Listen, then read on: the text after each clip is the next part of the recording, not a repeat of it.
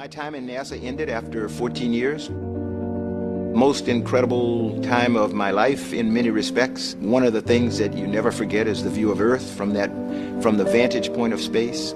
My flights were flown everywhere from just over 200 miles to 400 miles above the surface of Earth, 600 kilometers. And you get a significantly different view from those altitudes.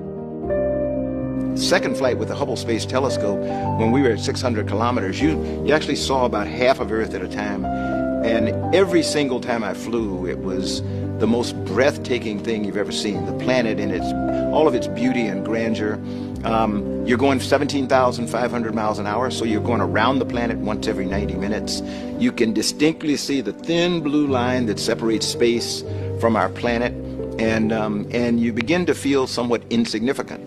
I left Earth as a person who was environmentally conscious, but I think I came back as a full-fledged environmentalist because you realize how fragile we are as human beings. You know, and before we wrap this up, Mr. Bolden, I'm going to get a ton of hate mail if I don't ask you this question. You'll probably get hate mail no matter what. After this, one thing I will say about my interviews, although I think I do okay, inevitably they end up getting the host a bunch of hate mail. It's just a simple question. What do you think about intelligent life outside of our own planet?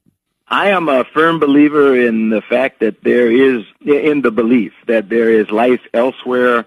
What we're looking for, what we think is critically important is to bring evidence that there is life in its most rudimentary form, and that means microbes, single-cell organisms. That's what we think we're going to find, for example, when we get to Mars, or what we're going to find somewhere like on a moon of Jupiter called Europa, or Enceladus, or one of the moons of Saturn.